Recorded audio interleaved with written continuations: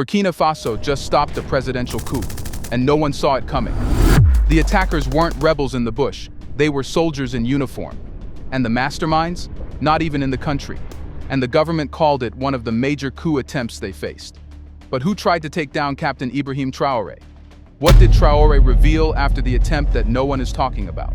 Let's find out.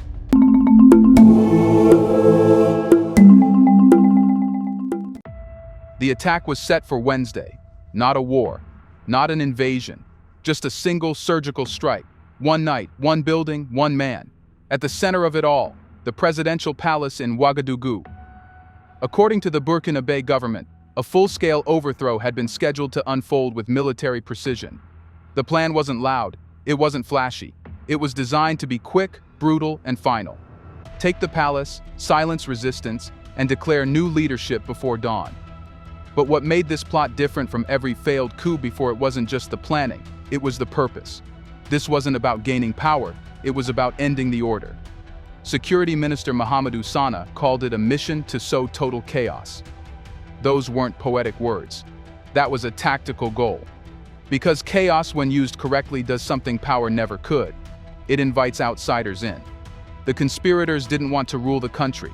They wanted to make it ungovernable. The objective, according to intercepted intelligence, was to drag the country into such deep instability that foreign intervention would be inevitable. The kind with peacekeepers. The kind with flags that don't belong to Burkina Faso. The kind that replaces local authority with international management. Or, as Sana chillingly phrased it, the plotters wanted to place Burkina Faso under the supervision of an international organization. They weren't planning a coup, they were engineering a collapse. But who were these people? The operation wasn't pulled together by a gang of dissidents hiding in the forest. It wasn't staged in a dusty garage or a rebel base. It came from men in the military, real men, with real ranks. Some were still on the government payroll.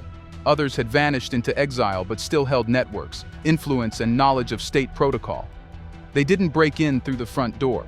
They knew the layout. They had access. They were the kind of people who would never be questioned while walking the palace halls. Which is exactly why they were dangerous. The planning had been underway for months, maybe longer. Not through backroom meetings or encrypted emails. These men knew how to keep things quiet. Orders are passed face to face. Notes burned after reading. Routes memorized, not mapped.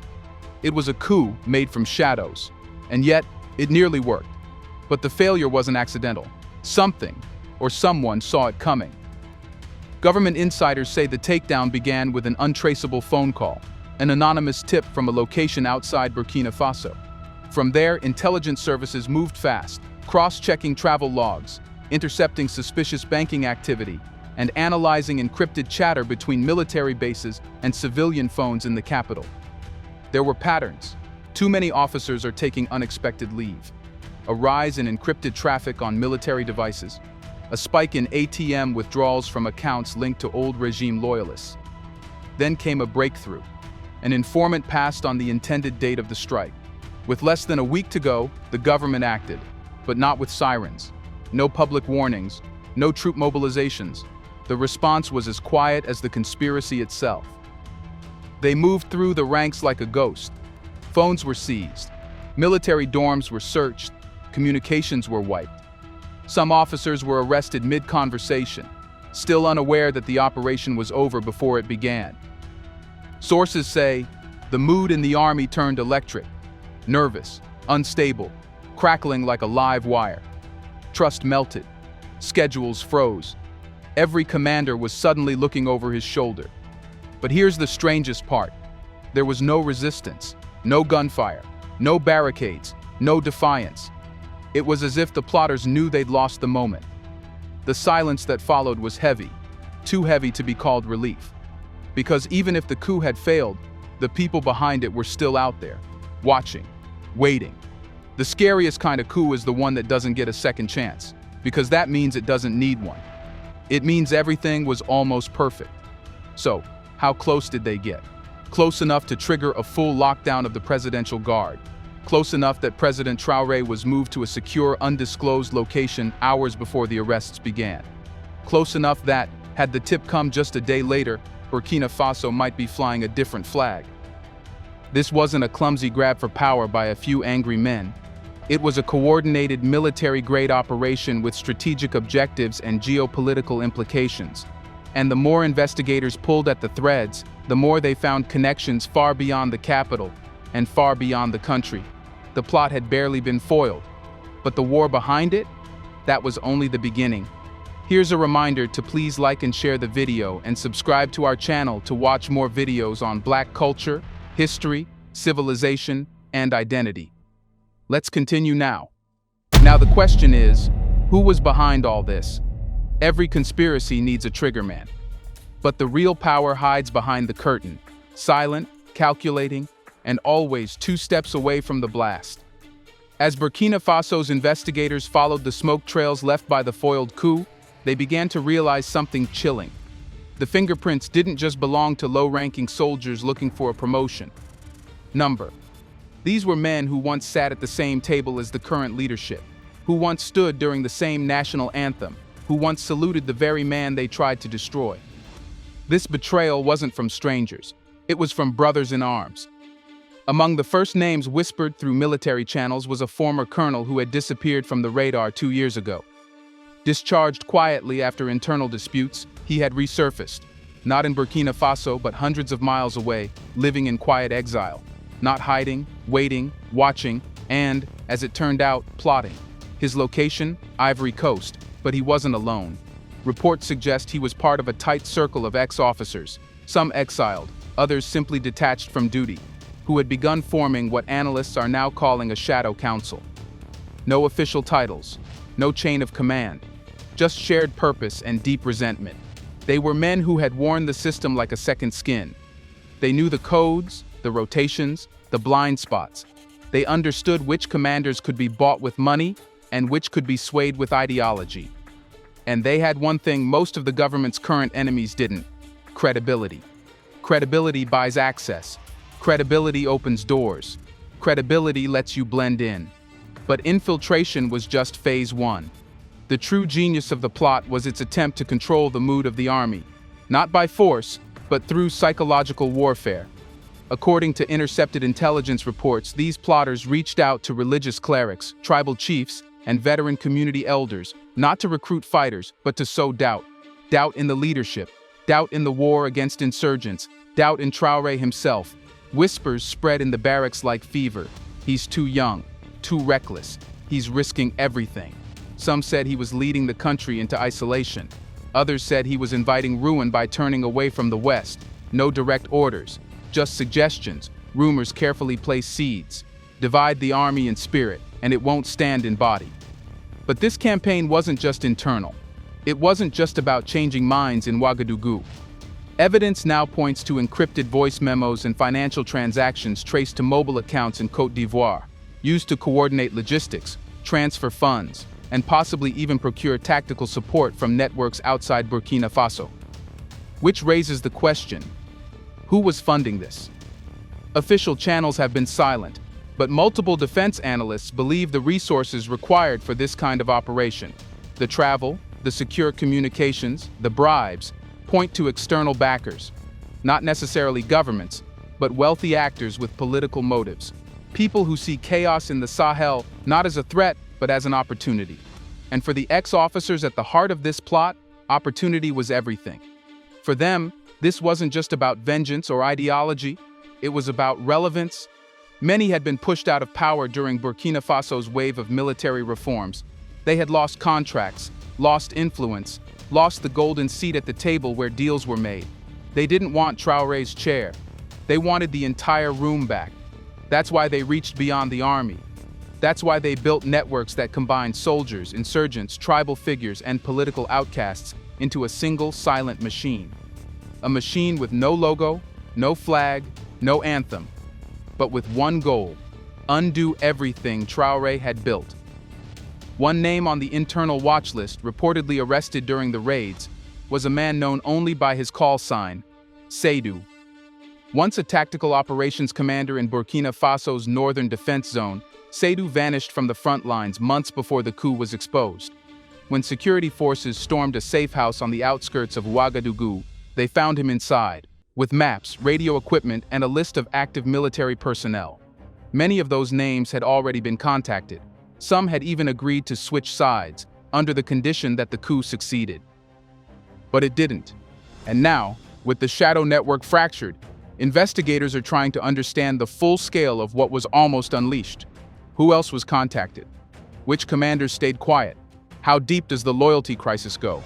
These aren't questions the government is answering publicly. But behind closed doors, one thing is certain. The enemy wasn't just near the palace. He was already inside. And if a coup like this was possible, coordinated by familiar faces, carried out through silence and suggestion, how many more are waiting in the dark? Because the men behind this plot weren't outsiders. They were architects of the old order, still drawing blueprints, still building empires in exile. And just because one design failed doesn't mean the others are gone. Remember, in every betrayal, there's a sanctuary, a place where the plotters can speak freely, organize quietly, and move without fear of the spotlight.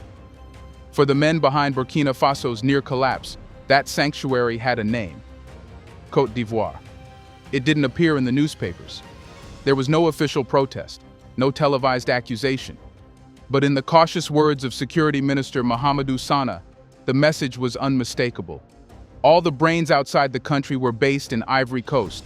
Not one, not a few, all. And just like that, a diplomatic crack split the surface of West Africa's fragile unity.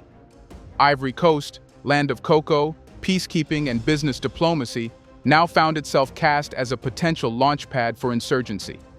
But this accusation didn't come from a place of paranoia. It came from patterns, subtle, undeniable movements in the data.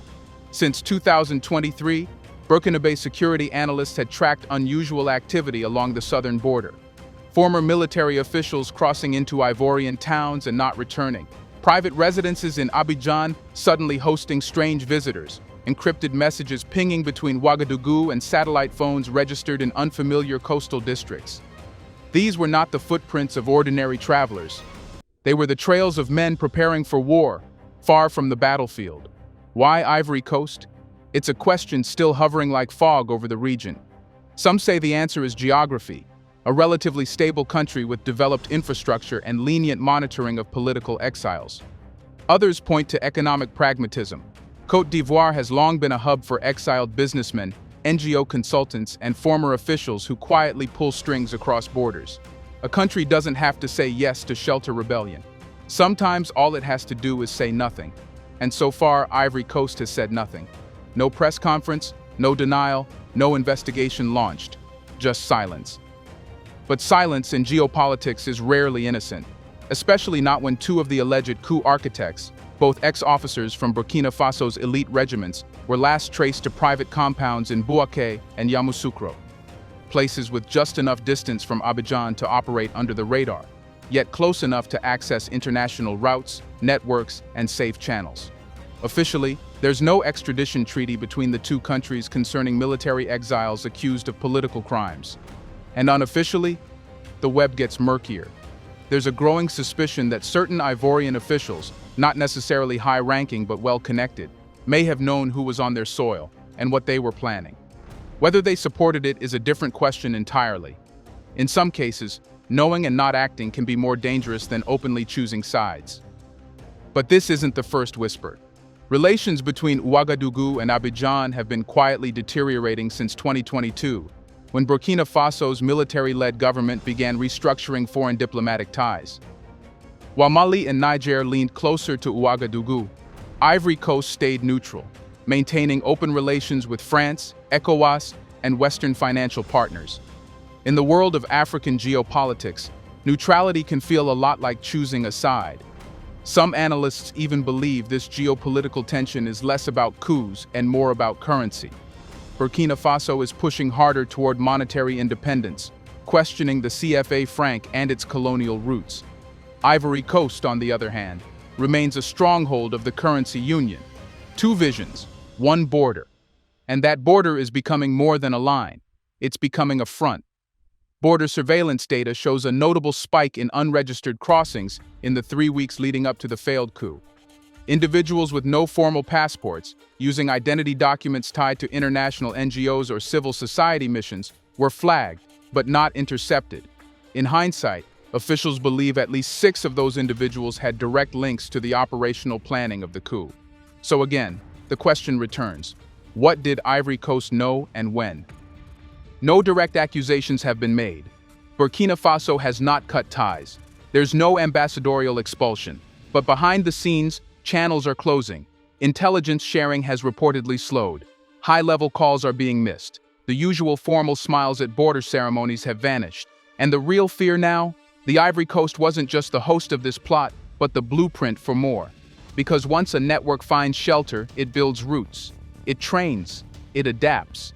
And if those responsible for April's failure remain untouched, safe, protected, or simply ignored, then the next attempt might not be a failure at all. Burkina Faso is watching, closely. And it's not just watching for movement across the border, it's watching for silence.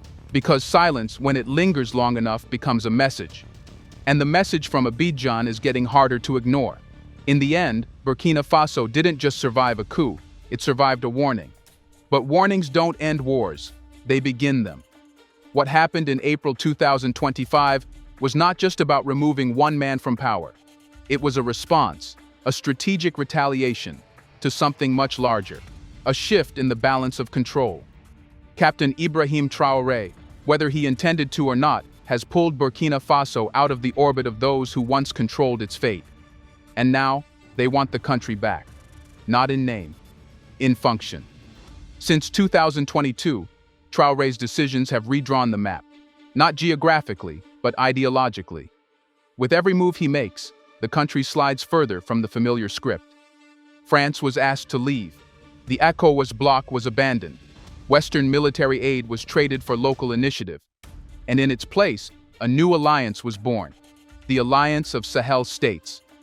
Burkina Faso, Mali, and Niger, a military-led triad determined to rewrite Africa's rules from within. But power vacuums never stay empty. As Ouagadougou began acting without permission, nationalizing gold, rejecting debt traps, and embracing a doctrine of non-alignment, a quiet storm began brewing. The international community didn't call it punishment. They called it concern. But concern quickly became isolation. Aid was withheld. Development projects were paused. The international press ran headlines about instability, lawlessness, and authoritarianism. Not because Burkina Faso was falling apart, but because it was falling out of line. The coup attempt, then, fits neatly into a pattern, one seen across the global south for decades. Whenever a state rejects the global order, the order rejects the state. What begins with sanctions, bad press, and diplomatic snubs eventually mutates into something more. Internal dissent, foreign-sponsored media attacks, economic strangulation, and, when all else fails, a regime change campaign dressed as democratic restoration. Burkina Faso's real threat is not just from insurgents in the north or military traitors in the capital. Its threat is structural, systemic, global. Because Traoré's model, flawed or not, threatens more than just old contracts or diplomatic norms. It threatens a storyline. The storyline that Africa must be helped. That sovereignty requires permission. That independence means choosing between two masters, never walking alone. By rejecting this framework, Burkina Faso didn't just break free, it embarrassed those who wrote the script. And when a country embarrasses a system, that system responds with everything it has. That response now moves through every layer. Security alerts from embassies warning of danger. International reports are predicting imminent collapse. Travel bans justified by threats that existed long before Traoré.